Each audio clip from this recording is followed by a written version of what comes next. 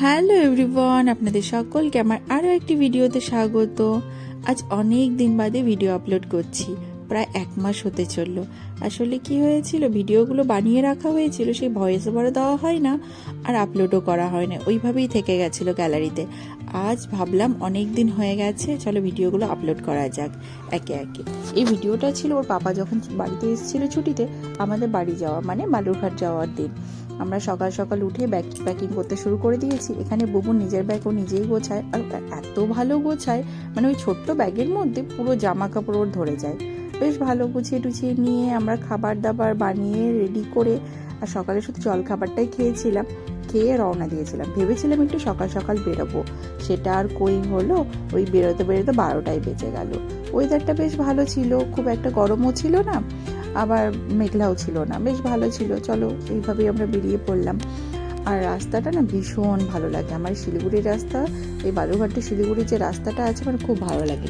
রাস্তায় যেতে না যেতেই এই যে বগুনে শুরু হয়ে গেল, আমি খিদে পেয়েছি, কি আর দেবো, এখন তো আর খাবার খাবো না। ওকে আমি দিয়ে দিয়েছিলাম, ও নিয়েছিল কোল্ড ড্রিঙ্কস আর আমি নিয়েছিলাম এই কাপকেকটা কিন্তু ভীষণ ভালো ছিল খেতে।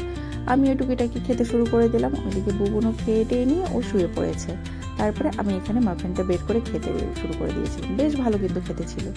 তারপরে যখন বিধাননগর পার হচ্ছিলাম, এই জায়গাটা পরে বিধাননগরের পাশে, বেশ ভালো কিন্তু এখানে পুরো সারি সারি দিয়ে আনারসের দোকান, একদম টাটকা ফ্রেশ ক্ষেত থেকে তুলে আনারস এখানে বিক্রি করে। আবার এখানে ফ্রেশ জুসও বানিয়ে দেয়, কেউ যদি জুস খেতে চায় জুস খাবে, আবার নয়তো আনারস। আমরা অনেকবার এখান থেকে দাঁড়িয়ে আনারস কিনে বাড়ি গেছিলাম। আজ দাঁড়ালাম না এই কারণে, যেহেতু আমাদের অনেকটা লেট হয়ে গেছে, এখন যদি দাঁড়ায় এখানে যদি আনারস কিনতে, তাহলে আরও আধা ঘন্টা থেকে 1 ঘন্টা লেট হবে। যে কারণে আমরা আর আজ দাঁড়ালাম না, রওনা দিয়ে দিলাম। আনারসগুলো কিন্তু বেশ ভালো, একদম মানে ফ্রেশ টাটকা থাকে, তো প্রত্যেকবারই এখান থেকে নেওয়া হয়। কিন্তু এইবারটা আর দাঁড়ালাম না, বেরিয়ে পড়লাম। তারপরে এই পরিবেশটা দেখুন, চারিদিকে মানে পুরো সবুজে সবুজ, এদিকে চা বাগান, দেখতে দেখতে যেতে কিন্তু ভীষণ ভালো লাগে। বরাবরই আমার এই রাস্তাটা ভালো লাগে, তো যতবারই যাই এই রাস্তাটা আমি ভিডিও করতে কিন্তু ভুলি না। আমার ভীষণ ভালো লাগে চা বাগান, তাই আর কি ভিডিও বানিয়ে নিই। আর বিধাননগরে এই জায়গাটা বোধহয় সবাই চেনেন, কারণ আমি যতবার যাই এই জায়গাটা কিন্তু ভিডিও করি। এই মূর্তিটা আমার ভীষণ ভালো লাগে, আমার শর্টসে, আমার এমনি নর্মাল ভিডিওতে প্রচুর করা আছে এই জায়গাটা। আর প্রতিবারই নেই, আমি এইবারও কিন্তু ভুলিনি ভিডিও করতে। আর সত্যি বলতে শিলিগুড়ি থেকে বালুরঘাট যাওয়ার রাস্তা কিন্তু ভীষণ ভালো। হ্যাঁ, কিছু কিছু জায়গা বলবো একটু রাস্তা খারাপ আছে, তাও কাজ চলছে, সেই জায়গাগুলো যদি ভালো হয়ে যায় তাহলে তো আর কোনো কথা হবে না, কারণ হাইওয়েটা তো ভীষণ ভালো।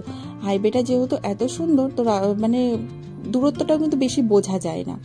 তারপরে শিলিগুড়ি থেকে আমরা তো রওনা দিয়েছি সেই সকালে জলখাবার খেয়ে, খিদেও পেয়ে গেছে, তাই আমরা বেশ একদম রাস্তার ধারে এখানে ভুট্টা ক্ষেতের পাশে দাঁড়িয়ে পড়েছি খাবার খেতে। আর এখানে আমি বাড়ি থেকে বানিয়ে নিয়ে এসেছিলাম রুটি আর তড়কা, আর রাস্তায় একটা হোটেল থেকে নেওয়া হয়েছিল চিকেন। ব্যাস এই চিকেন তড়কা আর 2টো নান নেওয়া হয়েছিল, বুবুন যেহেতু নান পছন্দ করে ওর জন্য নান নেওয়া হয়েছিল। এই নান তড়কা চিকেন দিয়ে আমরা কিন্তু জমিয়ে খাওয়া দাওয়া করেছিলাম। আর সত্যি চিকেনটাও যেহেতু ভালো ছিল, দারুণ লাগছিল খেতে, হয়তো বা খিদে পেয়েছিল ওই জন্য আমাদেরকে আরও বেশি ভালো লাগছিল। তারপরে কি খাওয়া দাওয়া সেরে আবার রওনা দিলাম। সেদিন বাড়ি পৌঁছাতে পৌঁছাতে আমাদের প্রায় 8:30 বেজে গেছিলো। আসলে গঙ্গারামপুরে আমরা একজনের বাড়িতে দাঁড়িয়েছিলাম, তাই আর কি। কিন্তু নিজের বাড়িতে এসে যে কি না ভালো লাগছিল সেটা বলে বোঝানো যাবে না।